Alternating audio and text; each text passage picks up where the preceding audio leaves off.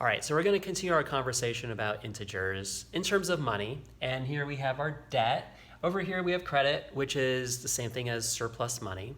And how about we're going to be buying some keychains today? Okay, so this keychain has this mini carabiner at the end of it, so it's really fun. And let's say that you have a friend who makes these kinds of keychains, but different kinds, so they're all really interesting. And you see an assortment of what they have and you want to buy 3 of them. You don't have the cash that day to pay for them, but your friend says, you're good for it. You'll pay me later. So you take 3 keychains. Each keychain is going to be worth $1. And so you're in debt for $3, but you've got 3 keychains for now, so which is great. All right, so your awesome uncle is married actually to your amazing aunt. And your amazing aunt comes to town and says, you know what? I heard that you're in debt $3. What I'm gonna do is I'm gonna go and I'm gonna pay your friend for you and take away $2 of debt. So your aunt's gonna go over there, pay $2 so that you are now only $1 in debt. Okay? So why don't we just show that mathematically using some numbers here. So you're originally in $3 of debt. Now remember, we showed debt with a negative sign. Okay? So we are in $3 of debt, and then your amazing aunt says, you know what? I'm going to take away 2 of those debt dollars. All right, so you're not in debt as much. You're still going to be in debt, but you're not going to be in debt as much anymore. So your aunt is going to take away, that's what subtraction means, take away $2 of debt. So if you do that, we're left with $1 of debt. And again, debt is signaled with this sign that's a negative sign. All right? So that's how that transaction would look. So do you notice that your aunt took some of your debt away, but not all of your debt away? But hey, it was still a gift. You should still be thankful for that. All right.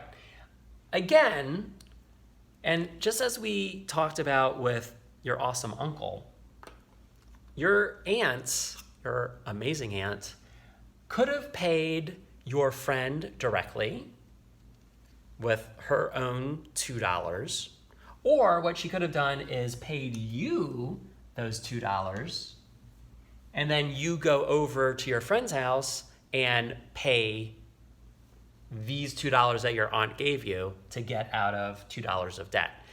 It's the same thing at the end of the day. It's just 2 different ways of thinking about it. So this is expressing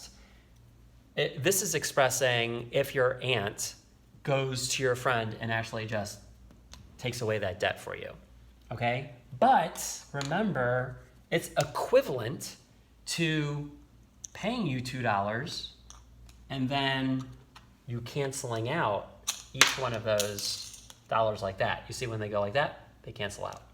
All right, so it's an equivalent of saying -3. Remember, when you have these 2 negatives, it's in effect like paying you these $2 that you can then go and pay off your own debt. So -3 minus -2 is the same thing as -3 plus 2, okay? You still come out to the exact same result. You're still left with $1 in debt, okay? So let's just sort of play around with this. What if you are in debt $3, okay? And then your amazing aunt, because she's so amazing, says, well, let's start off with this. So this is -3, right? We're in debt $3. And then your aunt wants to take away some debt. Now, your aunt took away $2 in debt before. And by the way, because these negatives are so close together, it could look like one really long line, which is why it's helpful to put these parentheses here. But that parentheses is not necessary. It's just a stylistic thing that really helps us visually so we don't make mistakes and think that this is some really, really long line that doesn't make sense to us. Okay, but anyway, this is what we could write for the original situation. But what if she was feeling super generous that day? Like super generous. Like not taking away $2 of debt, but taking away $4 of debt. Whoa. Okay, so if she wants to take away $4 of debt, you're definitely going to be grateful. But you're going to tell her that you're not in $4 of debt. You're actually only in debt $3. So that's why thinking about it as her giving you money, because if she's willing to take away $4 of debt, she's also going to be willing to pay you $4 so that you could then go and pay off your own debt. So if she, your amazing aunt, gives you $4, okay, then how much money do you have in all? Well, you're gonna have to cancel out your debt. The very first thing that you do is you're gonna have to cancel out debt, because this credit is really only a very temporary credit, because there is someone out there who has a claim to that money, and that's your friend who you bought the bracelets from. I mean, you've got to pay that back. Otherwise, it's stealing. So you're going to cancel out your debt. And once you have canceled out all of your obligations and all of your debt, then you get to really keep whatever's left over. And what's left over? $1 positive, which is going to be with this symbol. If you want to put a little plus here, you can. It's really not necessary though.